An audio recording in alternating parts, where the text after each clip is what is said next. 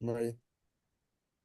Hello and welcome back to the Birdcage. I'm Jack Kenna, joined alongside Emmett Sw Swenside. There you go. There you go. To recap, the Kansas Jayhawks embarrassing collapse in Waco. The Jayhawks fall 81-70 at the hands of Baylor. A first half masterclass followed by maybe the worst 20 minutes of Kansas basketball this year. Emmett, let's rip the Band-Aid right off. Was this the worst Kansas loss of the season? Said that this is the worst. That was the worst half of Kansas basketball I've watched this year. Just with how good that first half was, I was really impressed with it. I think it's hard to not be impressed. You up 41-20 in Waco, Yeah. and everything rotations are well. You see Coit hitting some threes, Griffin's going. Everyone was just having their own, doing their playing their game. And they come out, and that was yeah, that was art. That was easily the worst half of Kansas basketball I've seen all season. The Jayhawks get outscored by 30 points in the second half. And now we talked about it in the podcast, the last podcast. So I expected him to have a game, but it's the fact that BJ Edgecombe was obviously a better player, or to me is a better player than Rob Wright, and he Yeah. goes down in the first half, Mhm. and Wright steps up, goes for like 20 plus. I think it was 24, Yeah. and seals not a 21, not the largest KU loss in Kansas history, but also wins it by 11 The largest blown lead in in Kansas Kansas. history. And this is following a heartbreaking double overtime defeat against Houston a week ago. Not to sneak in the UCF win, but yeah. Yeah. And so it's But just you like you you blow by that at that point. Like that was devastating. And at that point, that was probably the most devastating loss of the season. And then definitely. Kansas follows that up, squeaking by UCF, who they beat by 51 down in Orlando. We have to squeak by UCF, and Yep. then you lose a game at Baylor in And the here's way they do it. yeah, that's what I was gonna say. If they lose, like, okay, that sucks for like can't for us being fans, but it's exactly but the way they did it was actually unreal. Like I know I talked to my roommates, they said with 5 minutes left they shut the game off. Or maybe it was like 4-3, but they couldn't do it. It was terrible. It was hard to watch. It And was it upsetting. was frustrating. It What sucks do you because I do? saw a tweet too that perfectly describes it is like Kansas had the opportunity to make a huge jump in the conference. Houston goes down, Iowa State goes down. I think they could Mhm. have jumped to top three. I think it was maybe even number two they could have jumped to. Yeah. And what does Kansas basketball do? They just completely blow it. And now they're sitting seventh in the conference, I believe. It's It just, the conference is out of reach. Let's get that out of the yeah, way. yeah. Kansas is not winning the Big 12 this year. As upsetting as it is, that's just the truth of the nature. We have to talk about something in particular because it's just mind-boggling to me. Flory Badunga, who's been one of the better Kansas players over the past few weeks, 15 minutes. He played 15 minutes at Baylor, and Shaq Moore played 10. Those are That's two starters who played less than 16 minutes of basketball in Waco. And I was gonna bring that up at some time too, because Jack, you specifically, you will see this on the show tomorrow with my segment. I will talk about my opinion on the Baylor game. I guess now I'll say it now. You cannot, and even the announcer said it. You go, Florida's now into the starting spot, or takes the starting role, which he's earned with his play the past month. And they go, the game is perfect because KJ comes off the bench now and he provides that spark for Kansas. And you see it. They go up 41-20. And then Bill Self goes right back to playing KJ for damn near the entire half. And you have Flory, who is been super good as a freshman this year, sitting. What do you sit for the final 7 minutes, maybe? It's like Uh, seven straight. I think Flory barely played in the second half. I I think think he played 2 or 3 minutes in the I think second. he got in and Oh. out, and then I think he sat for the entire final 8 minutes of the game. It's mind-boggling to me. We have somebody of the skill and stature of Flory, and he doesn't play. He doesn't And, play. and he had a He's great he's the game. third best player on this Kansas team, and he doesn't play. And it's not even a Mark Sears situation where Flory has zero, three fouls playing. He played great in the first half. He didn't add to the stat sheet a whole bunch. 2 points. Not. I don't think he got a rebound, but he doesn't play the entire half, and we resort to what we're comfortable with, which is DeJuan Harris, KJ Adams, Hunter Dickinson, and Zeke Mayo, which couldn't get it done. And you're sitting there and you're just like, I don't get what it. is this? I don't get it. Honestly, it was and that it, we're just I think it's just gonna be a repeat throughout this entire podcast. It's just frustrating to see it go back to the old thing because do you want KJ Adams like injured out? No. But that you could see like when he comes off the bench and just gives little sparks at a time, that's when KU is at its best. I don't know what to I get he's a say. veteran, but you cannot you see Flores production, you see KJ's production. Yeah, I don't know. Let's I don't break get it. down the first half a little bit, just because that is what was good. All right. In the first half, Kansas scored 40 points, held Baylor to 21 points, and held Baylor to 10% from three in the first half. Incredible. Great. Incredible. That's what we said they need to do to get out to that run. Incredible work. They get up 21 at one point, whether that was the first half or early in the second. I don't think it was in the second. I think Baylor started the second on a 10-0 run, Yeah. or at I least a 9-0 run. So Kansas is up 21 points. That's the largest lead they had of the game, and they lost. It's ridiculous. I don't understand how that's even plausible, how that's Well, possible. What in the world happened at halftime? Bill I, Self's in the post-game press conference blaming it on oranges. fruit. Are we serious? I think they took their foot off the gas, thinking they're up 19, and they got really, really complacent. And then you mix complacency with Baylor knocking down shots, and that's what you get. They blew the lead by the under 12. Well, Like it was and then anyone's they blow the game by lead, the under 12.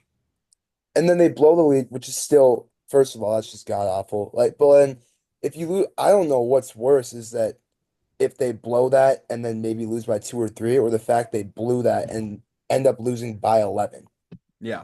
That's like it, and yeah, that's the most pathetic half I've seen. And then they got up by 10 again Yeah, that's what I was gonna say. with 5 minutes left in the game, and then they found a way to choke that as Oh, well. Baylor ended the game on a 17-0 run. yeah, I was talking to my dad. I go, how do we keep opening? Like, I've been told by my coaches growing up playing basketball that basketball is a game of runs, but this is the one time I don't get it. You go up 21, you get a scare. You go up 10, and I'm like, okay, they open it back up again, like they're good. And they choke it away again. And I love Kansas fans on Twitter after the game. There was a live space on Twitter or on X, and Kansas fans were just talking about the game and how upsetting this was and how this is the worst loss of the year.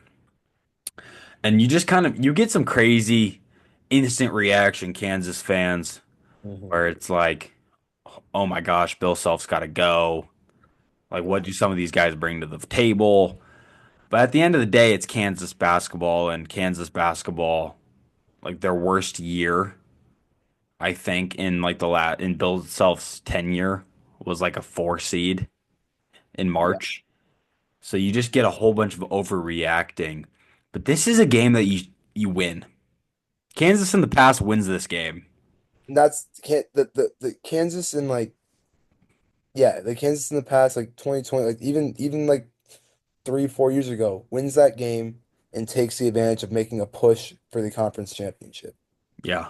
And it's one of those where it's a missed opportunity. And we've talked multiple times now on this show about Kansas basketball and missed opportunities. And it's just upsetting. It really, really is because it's again and again and It's again. yeah, I was just gonna say it just feels so repetitive. Like it seems like it's a common thing now to just be talking about this, which is And crazy. in the Houston game, you can look at it like, well, Flory was terrific, and Rylan Griffin made 4 or 5 threes. 5 or 6, yeah. 5 for 6. He made 5 3 pointers. And Houston, the metrics love Houston. Me and Ben were talking about how Houston's number one, number two on Ken Palm. And I think they Mhm. still even are. I think ESPN's BPI has them ranked one. So it's one of those things where it's like the metrics love Houston. So you Yeah. can make an argument we should have beat them twice. Or at least there's some moral victories, but you give up a 21 point lead to the worst Baylor team in years. Yeah. Like, and I get it. Baylor's talented. VJ They Edgecombe, have they have hell of a potential. player, but they were missing Roach, Jeremy Roach, and Langston Love. Neither of those guys played. It was a shorthanded Baylor team, and I get it. You're on the road, but this But Baylor team still, has been and, nothing stellar and, this year. and even though VJ he added like believe it was like 14 points, he goes down early in that game. Yeah, And I know that's really unfortunate for Baylor, but Kansas already being up 21, you gotta come out and just be like, okay, like take advantage that they're losing some of their best guys and just go. But that first half team and that second half team are two completely different teams. yeah. That first half was almost about as good as it gets on the defensive side of the ball. Patients were great. People were because that KU's last year obviously could not hit shots on the road, and that was a scare for this year. And Yeah. even then, it still kind of was. But Mm, you see guys getting going that need to get going. yeah. Like it was, yeah, they were getting stuff that needed to happen to secure the win, and then you saw it. Mm, They went up 21 at one point. yeah. It's important that we touch on this. Kansas shot 27% from three and shot 63% from the stripe. What are we doing? What are we doing?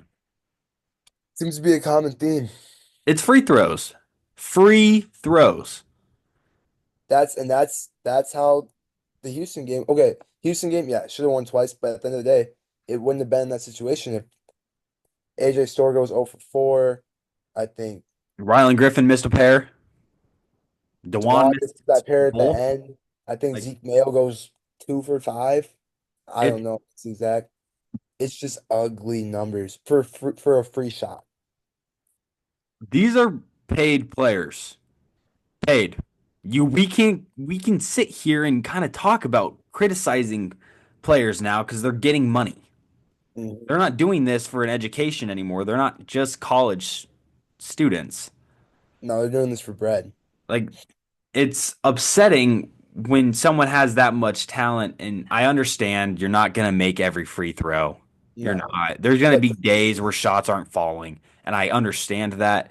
But this is now multiple games where Kansas has failed to successfully close out games, and not even close out games. This is like they got smacked in the second half, outscored by yeah, 30. is ridiculous.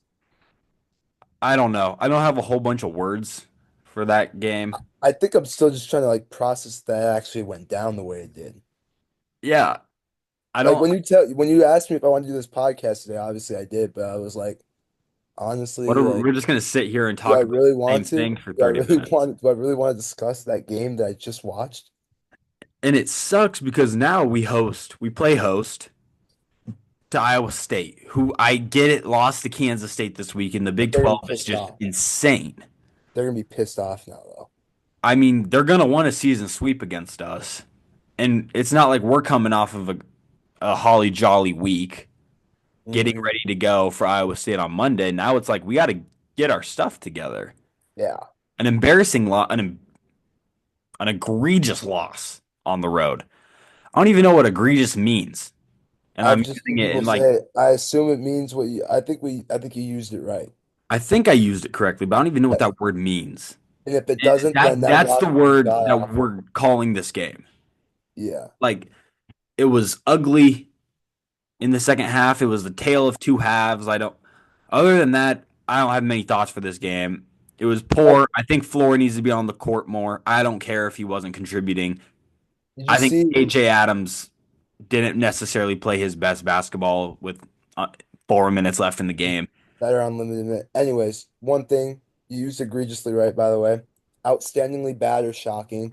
Perfect way to say that game because whatever. And then Yeah, also fans of KU posted play Flory more and Zeke Mayo liked the Instagram post. So he did. It's like if wonder if everybody the wants players are Zeke saying or if something. everybody wants Flory to play more, why is he not Why getting it? are you not doing it? Because he's not even playing bad. He's the third best. You can make an argument Hunter Dickinson's the best player on the team. Fine. You can make an argument Zeke Mayo's the best player on the team. Fine. There Yeah. is no doubt in my mind you cannot have a top three players or a top three Kansas basketball players And Flory currently, be number th and Flory's number three. Flory is not in the top three. He's one, two, or three, and you can argue the order, but he's up there. And it sucks And he got because 15 total minutes. yeah, it's ridiculous because you see people say like Flory will be in a different uniform next year, which over like in reality, I don't think He he could will. be. I'm more hoping so, but he easily could be because he's getting disrespected. He's not playing when he should be playing. Whether he goes to the NBA, whether he hits the transfer portal, it could happen. When that's not what anybody would think 2 weeks ago. Like there should be no doubt Flory's starting the rest of the year. There should be no doubt Flory is playing 25 And plus minutes a game, 20 at least 20 minutes a game. absolutely. And I honestly thought that KJ was going to start that game. I I thought mean, until I saw that KU hoops posted on X or Instagram wherever I saw it first before we were starting, I was like, good, that's how it should be. But I was shocked. I thought KU was gonna get that starting role. and we host Iowa State tomorrow. Is KJ Adams going to start? We'll start there. As a fan, do I want him to? No. Uh, as one of my good friends likes to say, as a realist, knowing the way Bill Self talks about KJ Adams and how much he lets him try to make production, I believe KJ Adams will be starting tomorrow. Yeah. I don't know. I mean, we play Iowa State tomorrow. I guess we'll start talking And about that here's a the little bit thing. now. Here's the thing. The way KU basketball has been going this past week, as a fan, I'm nervous, but at the same time, Iowa State did kick KU, but I feel like that score does not describe how majority of the game was. That those final 5 minutes in Ames, KU, you see it in Baylor. That's the thing. They just gave Yep. up. They Yeah. were even though you have Curtis Jones go for 20 in the first half, ridiculous. He's gonna do that. He's the type of guy that will do that. But Yep. it was 2 points, 5 points. It was never out of control. hmm I agree. I agree. And then you see him give up, and you see it kind of happen in Baylor where they look lazy. They look like they don't care. Like what you said, they're going home happy. Well, some of them are going home happy because they're getting paid $1 million to be there. Mhm. I don't know. It's an interesting topic.